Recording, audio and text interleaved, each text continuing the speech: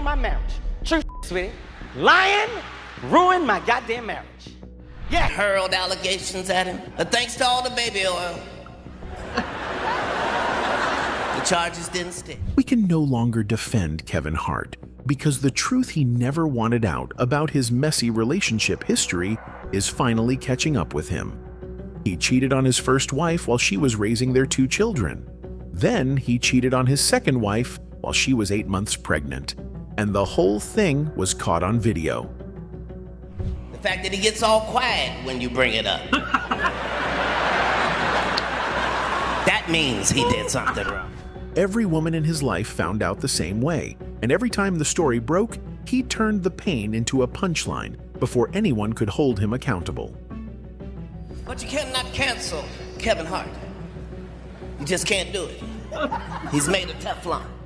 What Katt Williams said at that roast landed as hard as it did because the women in Kevin Hart's life have been paying the price for his choices for over 20 years. So let's get into it. Kevin Darnell Hart was born on July 6, 1979, in North Philadelphia, Pennsylvania, and raised in a 1-bedroom apartment where he shared a bunk bed in a narrow hallway with his older brother Robert. His mother, Nancy Hart, worked as a systems analyst at the University of Pennsylvania and ran their household alone. His father, Henry Witherspoon, was an addict who spent most of Kevin's childhood cycling in and out of jail, leaving Nancy to shoulder every responsibility by herself. I was raised by a single mother. Dad was on drugs, in and out of jail, not around too much, but my mom made sure that me and my brother had. What was the drugs your dad had the problem with? Name one. He did them all. Kevin used humor as a coping mechanism from a young age, turning the chaos of his home life into material before he even understood that comedy could be a career. After graduating from George Washington High School, Kevin briefly attended the Community College of Philadelphia before dropping out. He moved to New York, then to Brockton, Massachusetts, where he worked as a shoe salesman. So when it came to selling a shoe, right, the idea of adding humor to my portfolio was immediate. I refused to have somebody try on 12 sneakers and walk out the store. We used to get upset at that. Comedy pulled him back. He started performing at amateur nights in Philadelphia under the name Lil Kev the Bastard, bombing regularly and once having a piece of chicken thrown at him on stage. The early years were brutal. He was booed off stages, heckled into silence, and told repeatedly that he was not funny. Veteran comedian Keith Robinson took him under his wing and mentored him through the worst of it. It was during these early grinding years that Kevin met Torrei Skipper. She was also pursuing entertainment, working as an actress and comedian, and the two connected over their shared ambition and their shared struggle. They were both broke, both chasing dreams that had not materialized yet, and both young enough to believe that making it together meant staying together. The relationship gave Kevin stability during the most uncertain period of his professional life. Torrei was there when nobody else was, when the clubs were empty and the checks were not coming. She was the foundation he built his early career on, and the first person he would betray once that career started working. Torrei later described those years with a mix of pride and sadness, saying she was the woman behind the curtain when there was nothing to celebrate, holding things together while Kevin figured out who he was on stage. The bond between them was forged in struggle, and that is exactly why its collapse would cut so deep. When someone shares your lowest moments with you and you leave them behind, on the way up, the betrayal carries a weight that success cannot erase. Kevin and Torrei married in 2003, during a period when his career was beginning to gain traction, but had not yet reached the level that would make him a household name. Their daughter Heaven was born in 2005. Their son, Hendrix, followed in 2007. From the outside, it looked like a young couple building a life together while Kevin climbed the comedy ranks. From the inside, the marriage was already fracturing under the weight of Kevin's rising fame and the lifestyle changes that came with it. Torrei later described watching Kevin transform as his career grew. The man she had married when they were both struggling was becoming someone she did not recognize. The late nights, the touring schedule, the access to women who were suddenly interested in a comedian whose name was getting bigger every month. The distance between them widened with every new opportunity Kevin received, and Torrei felt herself being left behind in a life that had been built for two but was rapidly being redesigned for one. The woman who had been there when nobody wanted Kevin Hart was now watching from the outside as the world celebrated a version of him she had helped create. For some reason, people just always wanted me to get over shit. You know? Like, it was supposed to be like, oh, okay. Yes, my husband left me, you know, for another woman. And in 2009, while still legally married to Torrei, Kevin met Eniku Parrish at a Hollywood event. Eniku was an aspiring model, years younger than Torrei, and represented the new life Kevin was building for himself outside of his marriage. The exact timeline of when their relationship became romantic would later become one of the most contested details in Kevin Hart's personal history. Kevin maintained that he and Torrei had already separated by the time he and Eniku became involved. Torrei's account suggested otherwise. The discrepancy mattered because it was not just a question of dates. It was a question of whether Kevin had started a new relationship while his wife was still at home raising their children under the assumption that the marriage was intact. The truth sat somewhere between the two versions, and neither Kevin nor Torrei ever fully aligned on where. Kevin and Torrei officially separated in 2010. The divorce was filed the following year and finalized in November 2011, with the couple arranging joint custody of Heaven and Hendrix. The proceedings were handled relatively quietly by celebrity standards, but the emotional damage was not quiet at all. Torrei later spoke about reaching out to Kevin for help during and after the split, describing a period where she felt abandoned by the person she had supported through his lowest years. In 2013, Kevin did something unusual for a man trying to keep his personal life contained. During his stand-up film, Let Me Explain, he publicly admitted that his marriage to Torrei had ended because he cheated on her. Lying ruined my marriage. True shit, sweetie. Lying ruined my goddamn marriage. He did not name anyone specifically. He did not provide a timeline. He framed it as a confession wrapped in comedy, delivering the admission in a way that made the audience laugh rather than judge. The strategy was effective, and it was deliberate. By turning his infidelity into material, Kevin controlled the narrative before anyone else could. The pain he had caused became a punchline, and the punchline absorbed the accountability. Yes, people, I cheated. No, I don't. It was a formula he would use again and again. Confess just enough to seem honest, wrap it in humor to diffuse the anger, and move forward before anyone can ask the follow-up questions that would make the situation uncomfortable. The following year, in 2014, Kevin took to Twitter to deny that his relationship with Eniku had caused his marriage to fail. He defended Eniku against public accusations of being a homewrecker, insisting that he had been separated from Torrei long before Eniku entered the picture. The denial was firm and specific, and it temporarily quieted the conversation. But timelines have a way of resurfacing, and the one Kevin was trying to manage was about to blow open in a way he could not control. The woman he was about to marry would accidentally provide the evidence that contradicted everything he had been saying publicly for years.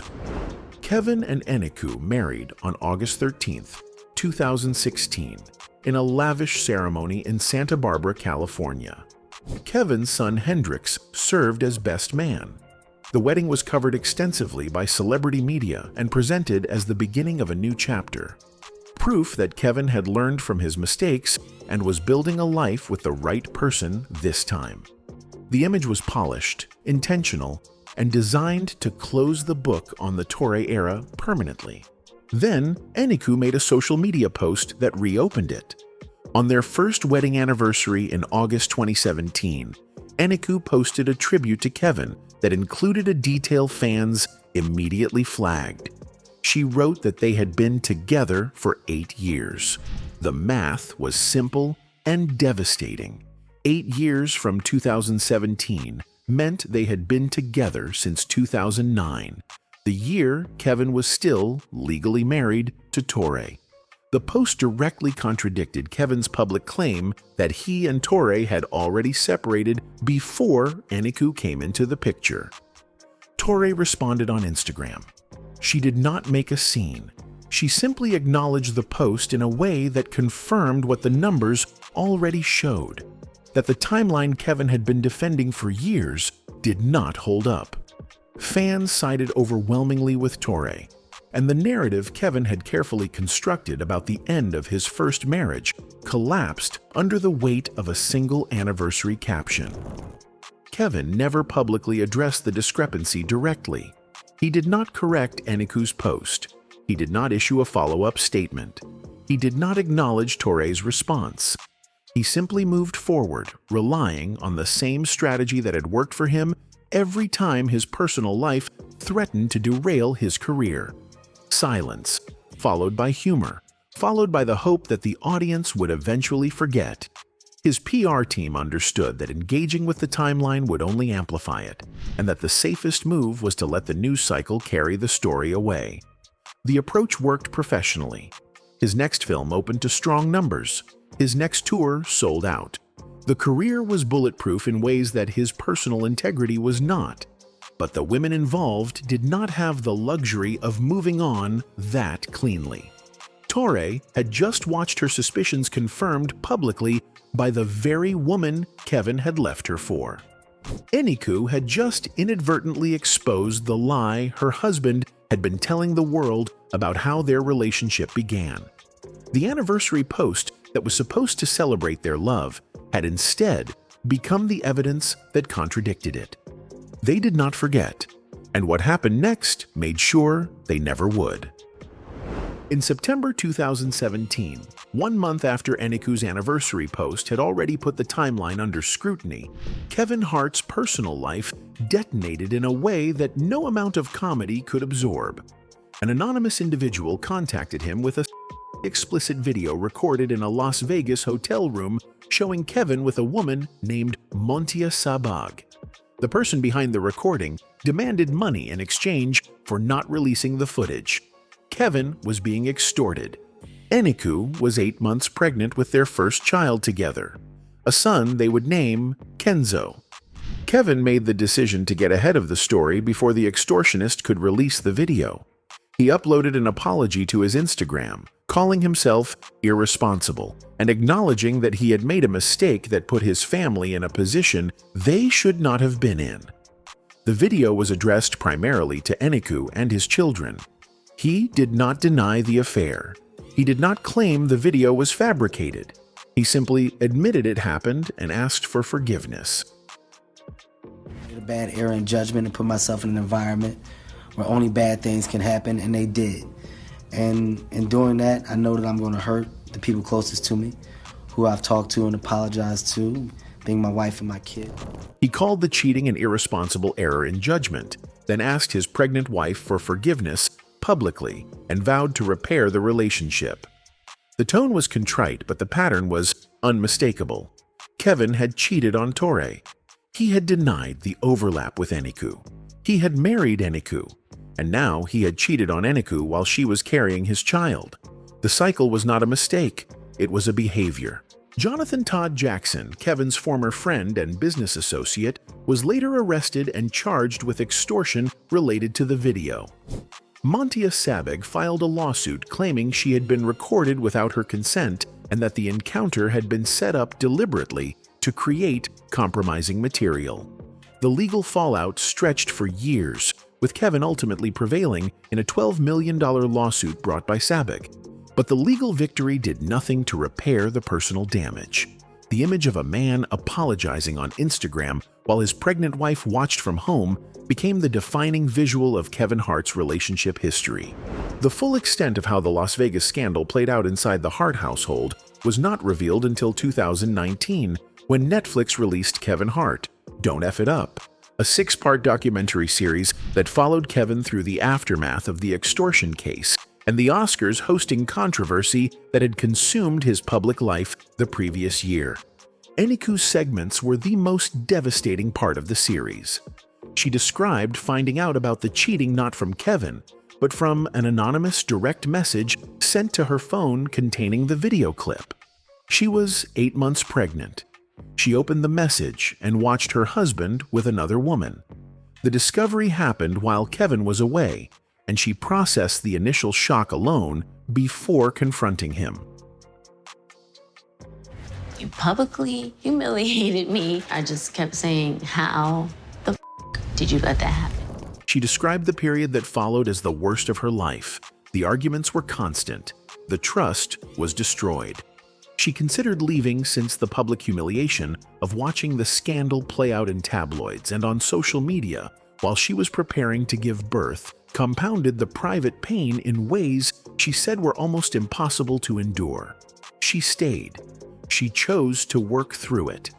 But she made clear in the documentary that staying was not the same as forgetting, and that the process of rebuilding trust was ongoing and painful. What the documentary exposed, beyond the specifics of the 2017 scandal, was a pattern that connected Kevin's entire romantic history. He had cheated on Torrei during their marriage. He had started a relationship with Eniku while still married to Torrei. He had cheated on Eniku while she was pregnant. Each time, the woman involved discovered the truth through circumstances Kevin did not control. And each time, Kevin responded with a public confession designed to reframe the betrayal as a learning experience rather than a character trait. The documentary was supposed to show a man who had grown. What it actually showed was a man whose apologies had become as rehearsed as his stand-up sets. The 2017 scandal should have been the final chapter in the public examination of Kevin Hart's relationship history. He and Eniku stayed together. They had a second child, a daughter named Kaori, in 2020. Kevin's career continued to generate hundreds of millions of dollars. The marriage survived, and the narrative shifted from scandal to redemption. Then the Netflix roast happened. In 2026, Kevin Hart was roasted on a live Netflix special that brought every buried detail back to the surface. Comedians lined up to take shots at the cheating scandal, the extortion video, and the pattern of infidelity that connected both of his marriages. The jokes were sharp, specific, and delivered to an audience of millions who had not forgotten any of it. The roast reminded the public that Kevin's messy relationship history was not ancient drama.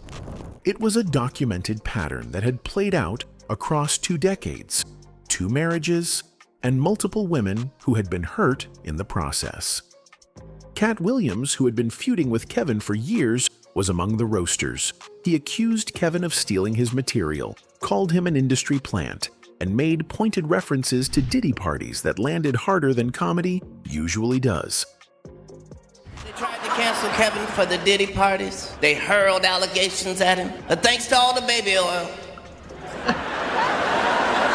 the charges didn't stick. When Kevin responded by saying that his handshake with Katt had been acting and that he did not mean a word of it, the moment captured something true about Kevin's entire public persona: the ability to perform sincerity without necessarily feeling it. Torrei Hart, who had quietly rebuilt her own career as a comedian and actress, watched from the outside as the world revisited the pain she had lived through years earlier. Eniku, who had chosen to stay and forgive, was forced to relive the worst period of her life through punchlines delivered to a global audience. Neither woman had asked for any of it to be reopened. The truth Kevin Hart never wanted out about his messy relationship history was never really hidden. It was always there, in the timelines that did not add up, in the apology videos that came too quickly and too polished, in the stand-up specials that turned real betrayals into material before the women involved had finished processing the pain. He built an empire on being relatable, on turning his flaws into comedy. But the women he hurt were not characters in a set. They were real people whose lives were disrupted by a man who kept promising to change and kept proving that he had not. Anyway, that's it for this video, folks. Bye.